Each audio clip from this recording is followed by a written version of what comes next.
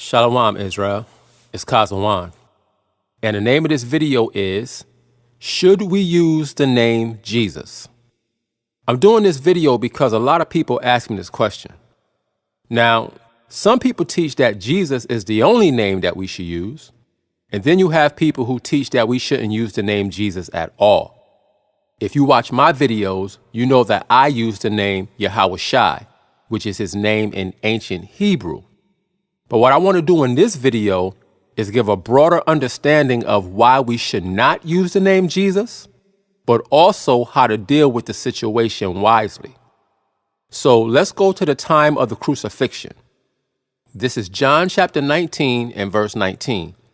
It says, "And Pilate wrote a title and put it on the cross, and the writing was, Yahweh of Nazareth, the King of the Jews." Verse 20. "This title then read many of the Jews, for the place where Yahweh was crucified was nigh to the city." Watch this. "And it was written in Hebrew and Greek and Latin." So this title, Yahweh of Nazareth, the King of the Jews, was written in 3 different languages. Now, before we deal with this, we have to clear something up.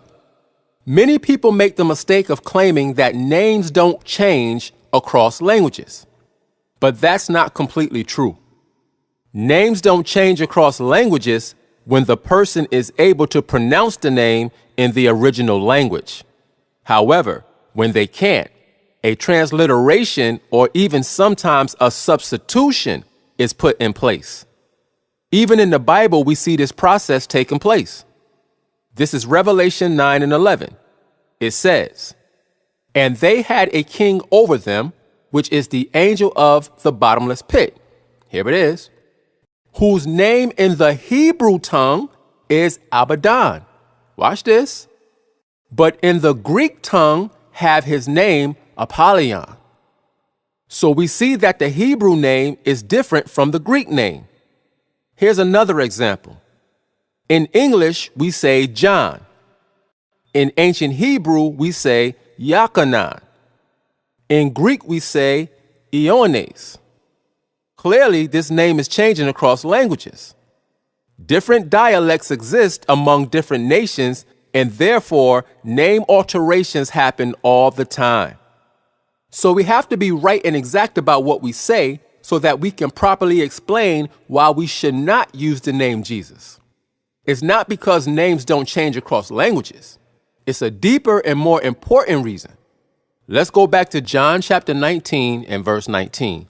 It says, "And Pilate wrote a title and put it on the cross, and the writing was, Yahweh of Nazareth, the King of the Jews." Verse 20, "This title then read many of the Jews, for the place where Yahweh was crucified was nigh to the city." Here it is. "And it was written in Hebrew and Greek and Latin." So Yahweh's name was written in 3 different languages: Hebrew, Yahweh, Greek, Iesus, and Latin, Iesu. Now, why did Pilate write the title with his name in 3 different languages? Because there were Israelites who spoke those languages. Some of them didn't read or speak Hebrew at all during this time. This is Acts 6 and 1. It says, "And in those days, when the number of the disciples was multiplied, there arose a murmuring of the Grecians against the Hebrews, because their widows were neglected in the daily ministration." Now, when we look at this verse, we see interaction between the Grecians and the Hebrews. And at first glance, it appears that the Grecians and the Hebrews are 2 different people. However, they're actually both Israelites. The only difference is the language that they spoke. Let's look up the word Grecian in this verse. Here it is. It's G1675, and it's the Greek word Hellenistes. And when you go down to the outline of biblical usage, it says a Hellenist, one who imitates the manners and customs of the worship of the Greeks. and used the Greek tongue. Watch this. It says, used in the New Testament of Jews born in foreign lands and speaking Greek. See that? And when you look here at the definition, it says a Hellenist or Greek-speaking Jew, Grecian. So now we understand that the Grecians in the Bible are actually Jews who spoke the Greek language. Let's go back to Acts chapter 6 and pick it up at verse 5. It says, and the saying pleased the whole multitude, watch this, and they chose Stephen, a man full of faith and of the Holy Ghost, and Philip. Stop. So they chose Stephen and Philip. Now, who is this man Stephen? This is the same Stephen who gets stoned to death in the next chapter. So now we know that Stephen was a Grecian, and so was Philip. They were Greek-speaking Jews. Now we're going to see Philip later, but for now, let's focus on Stephen. He was a Greek-speaking Jew. This is Acts chapter 7 and verse 59. It says, and they stoned Stephen, calling upon the Most High and saying, watch this, Lord Yahushua, receive my spirit. Now, we know that Stephen was a Greek-speaking Jew. So let's look at this verse in the Greek to see what Stephen actually said. Here it is. In the English, it says, Lord Jesus, receive my spirit. But in the Greek, which is the highlighted section, it says, Kyrie Iesus dexai ta pneuma mu. You see? Kyrie Iesu is Lord Jesus. So Stephen used the name Iesu. Now, somebody might see this and say, well, if Stephen used the name Iesu, why can't I use the name Jesus? Now, that's a logical question, but let's think about why it's not the same thing. What we have to consider is that we live in a different time period. Now, why is that significant? Let's go to 2 Corinthians 11 and 4. It says, for if he that cometh preacheth another Yahushua, whom we have not preached, or if ye receive another spirit, which ye have not received, or another gospel, which ye have not accepted, ye might well bear with him. See, this is what the real issue is. Like Paul said, if someone comes preaching another version of Yahushua, different from the one in the Bible, people will believe it. And that's exactly what happened. When the Greek-speaking Israelites said the name Iesus, they was actually talking about the biblical Son of the Most High, not modern-day Jesus, because modern-day Jesus is nothing like the person who the Bible describes. But modern-day Jesus is the person who people believe in today, and that's the problem. The Greek-speaking Jews in biblical times knew who Yahushua was. They knew he was a Hebrew from the tribe of Judah. They knew how he looked. They didn't have a false image in their mind and a false doctrine connected to that image.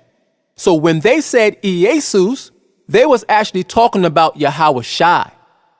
But when people say Jesus today, it's a whole different person. That's the problem.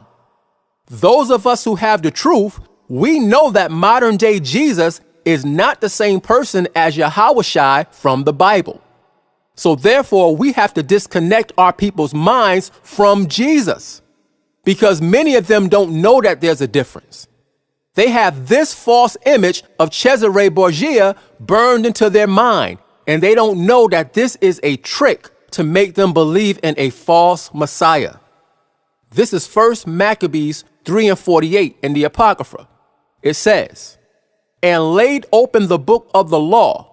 The nations opened up our book. It says, wherein the heathen had sought to paint the likeness of their images.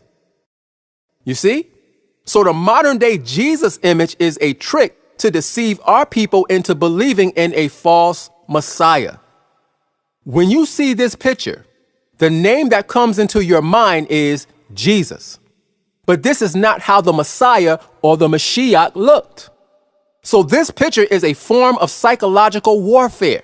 It's mind manipulation. It's a deceitful trick of Satan to mislead you into idolatry and false doctrine. This is 2 Corinthians chapter 2 and verse 11.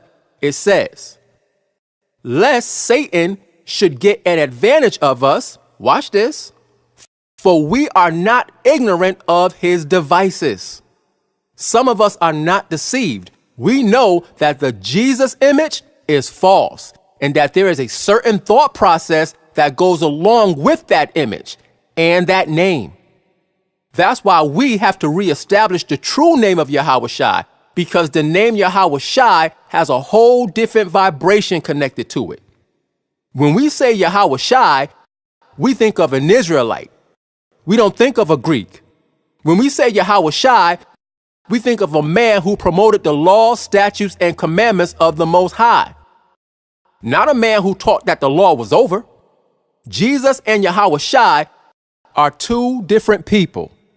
So that's why using the name Jesus in these times is not the same thing as using the name Jesus during Stephen's time.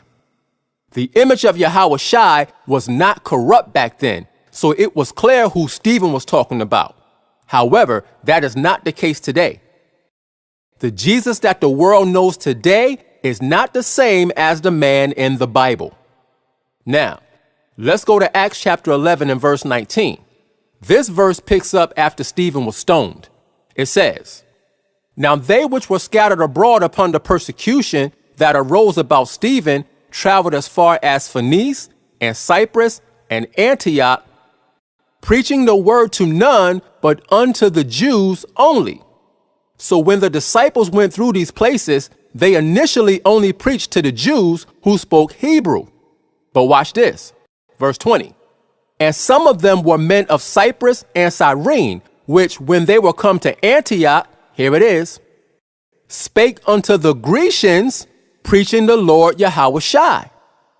So when the disciples came to Antioch, they began to teach the Grecians, which we know are Greek-speaking Jews. These Jews didn't know the Hebrew language. They only spoke Greek. So if something had to be broken down to them, you had to show it to them in Greek. Now the disciples were able to speak Greek, which allowed them to bring the Hellenized Jews into the truth. Now, just because the apostles used the Greek language to explain things to the Greek-speaking Jews, that doesn't mean that they never used Yahawashi's Hebrew name. Let's go to Acts 21 and 40. This is Paul speaking in front of an Israelite council. It says, and when he had given him license, Paul stood on the stairs and beckoned with his hand unto the people. And when there was made a great silence, watch this, he spake unto them in the Hebrew tongue, saying, so when Paul got in front of the council, he didn't speak Greek or Latin. He spoke Hebrew. So everything that we're about to read was spoken in Hebrew by Paul. Let's see what he said.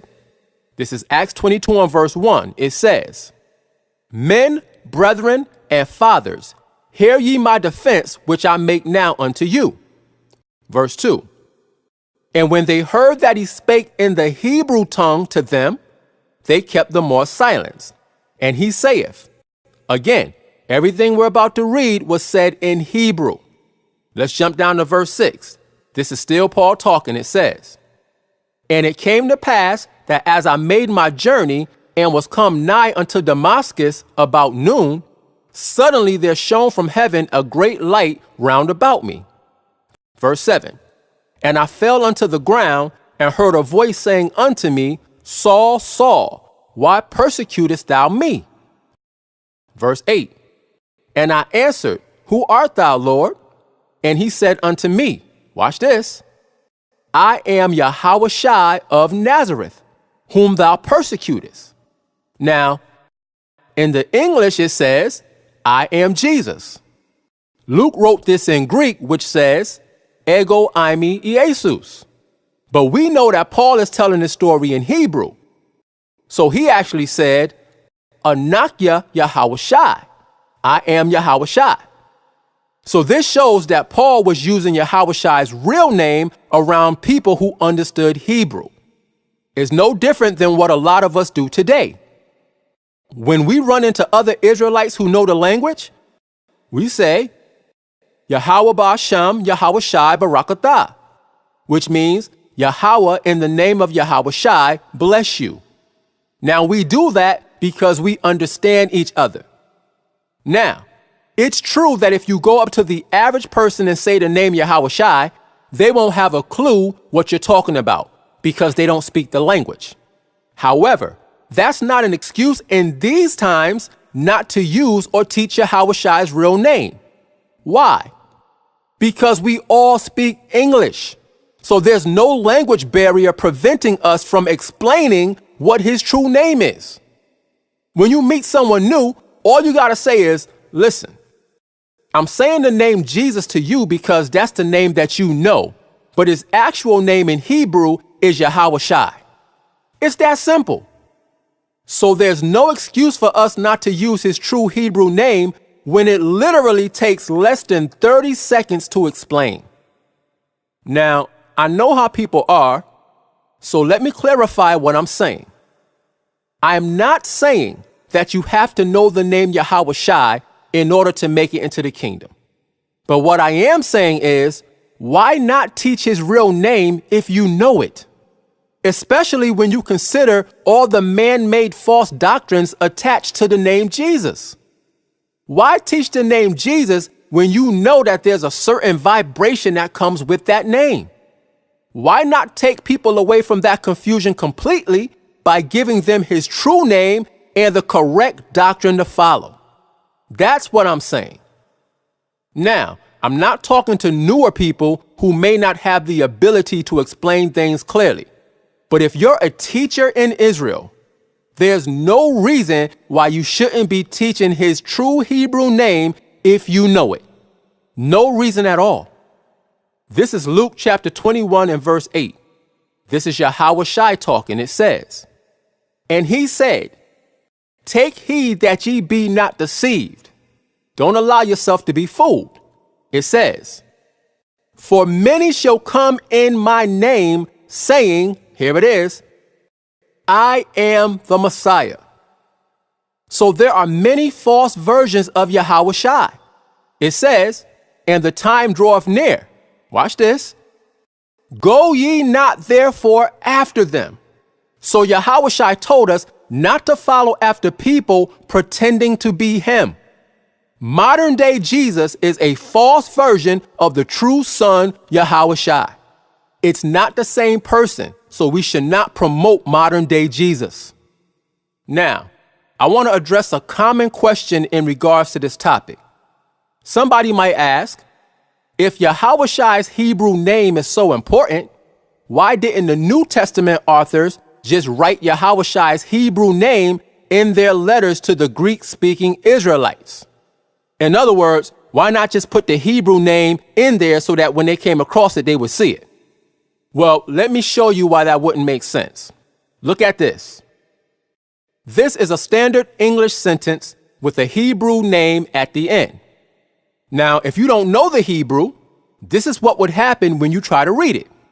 You would say, he had great favor with the Most High, and his name was... See the problem? You're stuck. You can read the English part, but when you get to the Hebrew name, you have no idea what it says or how to pronounce it. So it wouldn't make sense for me to write you a letter in English and put a Hebrew name in the letter. You won't know what it says. However, watch this. Let's read it now. It says, he had great favor with the Most High, and his name was Samuel. See that? Anybody who understands English can read this because it's completely written in English. So as you can see, even if the apostles would have put Yahweh Shai's Hebrew name in their letters, the Greek-speaking Israelites would not have known what it said or how to even pronounce it. They didn't read Hebrew.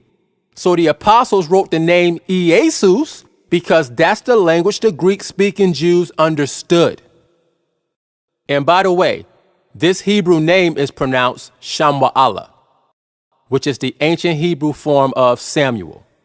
Now notice that the pronunciation is not the same as Samuel, but it's still the same person. Again, when the Greek-speaking Israelites said Jesus, they were still talking about Yahawashi. They wasn't talking about an entirely different man with a whole different doctrine. That's the problem with using the name Jesus today.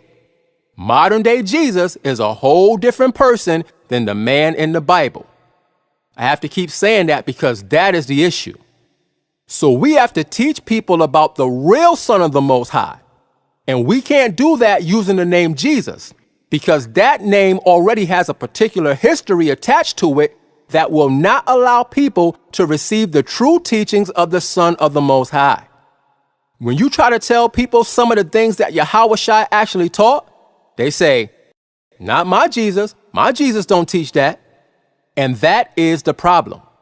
The Jesus that the world knows has a different doctrine from Yahawashi in the Bible. Every time people hear the name Jesus, they think of this guy, Cesare Borgia. They think about Sunday church and everything that comes along with that whole system. So that's why we have to erase that name and that image out of their minds and replace it with the true name Yahawashi, the Son of the Most High. This is Romans chapter 10 and verse 14. It says, "How then shall they call on him in whom they have not believed?" Our people that's outside the truth, they don't believe in Yahawashi. Why? It says, "And how shall they believe in him of whom they have not heard?" You see, they never heard of Yahawashi. All they know about is Jesus. Their grandmother and their mother taught them about Jesus, and that's all they know. It says, "And how shall they hear without a preacher?" You see, how will our people know about Yahawashi if we don't teach them? They won't. That's why we have to move away from that name Jesus, because that name is attached to a false representation of who the true Messiah really is. Again, even though the apostles used the name Jesus to connect with the Greek-speaking Jews, they still taught Yahawashi's real Hebrew name. So we might use the name Jesus to initially connect to people who speak English, but we should still be teaching his true Hebrew name out in the open also. Now, earlier, we read when Paul was telling the Israelite council about his encounter with Yahawashi. But let's go to Acts chapter 26 when Paul is telling the story to King Agrippa. This is Acts 26 and 14. It says, "And when we were all fallen to the earth, I heard a voice speaking unto me," watch this, "and saying in the Hebrew tongue, Saul, Saul, why persecutest thou me? It is hard for thee to kick against the pricks." Verse 15, "And I said, Who art thou, Lord?" Remember, this conversation is taking place in Hebrew. Paul said, "Who art thou, Lord?" It says, "And he said, I am Yahawashi, whom thou persecutest." So we see that Yahawashi spoke to Paul in Hebrew. Now this is important because Paul spoke Hebrew, Latin, and Greek. So Yahawashi had the option to give his name to Paul in any of those languages. But notice, he didn't tell Paul that his name was Jesus, which is Greek. And he didn't tell Paul that his name was Iesu, which is Latin. And he definitely didn't tell Paul that his name was Jesus, which is English. He told Paul his name was Yahawashi. He gave Paul his name in Hebrew. Again, most of us speak English, yes. So you may have to use the name Jesus when you first meet somebody. That makes sense. But as I showed earlier, once you get into the conversation, it takes less than 30 seconds to explain that his real name is Yahawashi. See, here's the thing. You don't want anybody calling you something that's not your name. Well, how much more respect should we have for the Son of the Most High? We should call him by his actual name. Now, I want to address another point about the Greek name Jesus. because a lot of people want to know where that name came from. Jesus is a transliteration of the Hebrew name Yahushai. So let me explain how the Hebrew name Yahushai became the Greek name Jesus. The ancient Hebrew had no vowels, but as time went on, Israel was influenced by other languages and adopted a vowel system that changed some of the original sounds. During the Babylonian captivity, the name Yahushai became pronounced as Yehoshua. Later, Yehoshua took on a shortened form, which is where you get the name Yeshua. We can see this name alteration in Nehemiah chapter 8 and verse 17. Let's read it. It says, "And all the congregation of them that were come again out of the captivity made booths, and sat under the booths." Watch this. "For since the days of Jeshua, the son of Nun, unto that day had not the children of Israel done so, and there was very great gladness." Now, who is Jeshua, the son of Nun? It's talking about Joshua, whose Hebrew name is Yahushai. So the pronunciation of Yahushai was changed to Yeshua during the Babylonian captivity. Look at this. This is the Jacinius Hebrew Chaldee Lexicon. It says, Jeshua, a contracted form, meaning a shortened form, it says, of the pr.n, meaning proper name, look at this, Yahushai. See that? Jeshua or Yeshua is a shortened form of the original proper name Yahushai. It says, used in the later Hebrew, again, Yeshua is a later pronunciation. Look at this. It says, Jesus. Now that's Greek. So we see that Jesus is the Greek form of Yahushai, or the Greek form of the shortened Yeshua. It says, number 1, of Joshua, the leader of the Israelites. You see? And then it gives you the verse we just read, Nehemiah chapter 8 and verse 17. So that shows you that in Nehemiah 8 and 17, Jeshua, the son of Nun, is actually talking about Joshua.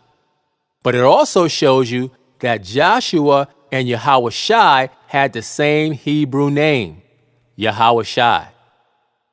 Now remember, Yahushai is the original Hebrew name. Yeshua is the modern shortened version of the name. The Greek name Jesus is a transliteration of Yeshua. It's not a translation, it's a transliteration. Let me show you the procedure. So here we see the name Yeshua. If we break this name down into sections, you get Ye-Shu-A. Now, let's transliterate the Hebrew name Yeshua into Greek. The process of transliteration requires you to take the sound from one language and then reproduce the same sound in another language. So starting with the first sound in the name Yeshua, we have Ye. So how do we reproduce the sound Ye using Greek letters? We can't, because there are no Greek letters that can reproduce the modern Hebrew sound Ye. So what do? We go with the closest sound that we have available. The closest we can get to the Hebrew Yes sound using Greek letters is Ie. We take the Greek letter iota and the Greek letter eta, and when you put them together, you get Ie. Again, Ie. So it kind of sounds like a Y sound. So if we look at the name, instead of Ye, now we have Ie. The next sound in the name Yeshua is Sh, the SH sound. So how do we reproduce the Sh sound using Greek letters? We can't. There are no Greek letters that can make the sh sound. The closest we can get to the sh sound in Greek is s, the plain S sound. So we take the Greek letter sigma and it gives us the s sound. So let's go back to building the name. Instead of yesh, we have yes. Now the next sound in the name Yeshua is the U sound. How do we reproduce the U sound using Greek letters? We take the Greek letters omicron and upsilon, and when you put them together, you get the U sound. So instead of Yeshu, now you have Yesu. Now, this last letter in modern Hebrew, based on the vowel points, gives you the ah sound. However, because of the rules of Greek grammar in regards to male names, this last letter is dropped and a sigma or S sound is placed at the end to make the name masculine. So instead of Yeshua, you get Jesus. Jesus. That is the process of how you get the Greek name Jesus. It's not a trick. It's not a scheme. It's just a process of transliteration. Now, I want to address one last thing because I hear a lot of people saying that the Greek name Jesus means Hail Zeus. And that's just not true at all. The reason I'm addressing this is because people try to use that lie as an attack against Yahweh Shai being the true Messiah. Sometimes we hear things or we see something on a random website and we just run with the information without doing the proper research. You have to be careful because if you run into somebody who actually knows languages, you're going to end up looking foolish and unlearned if you bring that argument. There is no connection between the name Jesus and the name Zeus. As we read earlier in the Jacinius Hebrew Chaldee Lexicon, Jesus is just a Greek form of Yeshua. Not to mention, I showed you the transliteration process of how you get the name Jesus. So the whole Zeus argument has no weight to it. But just to go one step further, let's look up the word Zeus in the concordance. Here it is. So we see that it's G2203, and it's the Greek word Zeus. When you go down to the outline of biblical usage, it says Jupiter or Zeus. It says a father of helps, the national god of the Greeks and corresponds to the Roman Jupiter. The definition under it says Zeus, of uncertain affinity.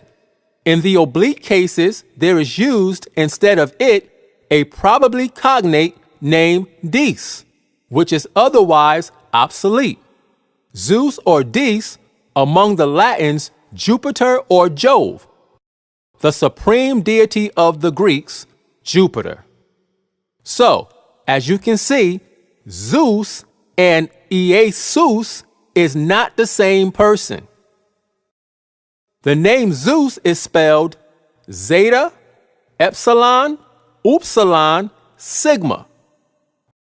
But Jesus is spelled Iota, Eta, Sigma, Omicron, Upsilon, Sigma. These are two different names with no connection to each other. Now, other people try to say that Jesus is Zeus, and therefore Yahweh Shai is Zeus. Again, this is just ridiculous. Look at the last part of the definition of Zeus. It says, the supreme deity of the Greeks, Jupiter. In other words, Zeus and Jupiter is the same person. So watch this. This is Acts 14:11. It says, and when the people saw what Paul had done, they lifted up their voices, saying in the speech of Lycaonia, the gods are come down to us in the likeness of men. Watch this. Verse 12. And they called Barnabas Jupiter and Paul Mercurius because he was the chief speaker. So when these people saw the miracles that Paul and Barnabas did, they called Barnabas Jupiter. Who is Jupiter? It's Zeus. When you look the word Jupiter up in the concordance, it's the Greek word Zeus. They thought Barnabas was Zeus. So how can Yahawashi and Zeus be the same person when the Greek text makes a clear distinction between Yahawashi and the false Greek deity Zeus? Nobody thought Barnabas was Yahawashi. They thought he was Zeus, which proves that they are not the same person. So when we deal with the name Jesus, we have to deal with the facts, not conjecture. Now, what about the name Jesus? Does Jesus mean Hail Zeus? No. And believe me, I'm not defending the name Jesus. This whole video is about not using that name. But I'm also not going to make up stuff that's not true to support my case. Jesus does not mean Hail Zeus, and it doesn't mean pig in Latin or any of the other things that people say. Just because a word sounds like another word, that doesn't mean that it has the same meaning. Again, if you study languages, you know that Jesus is just the English spelling of the Latin name Iesu. Now, Iesus is the Greek form of the name. As time passed, Iesus was brought over into the Latin as Iesus, spelled I-E-S-U-S. You can see this in the King James 1611 edition. This is a screenshot of Matthew 4:12 from the King James 1611 edition Bible. It says, "Now when Iesus had heard that Ian was cast into prison, he departed into Galilee." See that? It says Iesus and Ian, which later became Jesus and John. When the English letter I became the letter J, the name went from the Latin Iesus, I-E-S-U-S, to Jesus, J-E-S-U-S in English.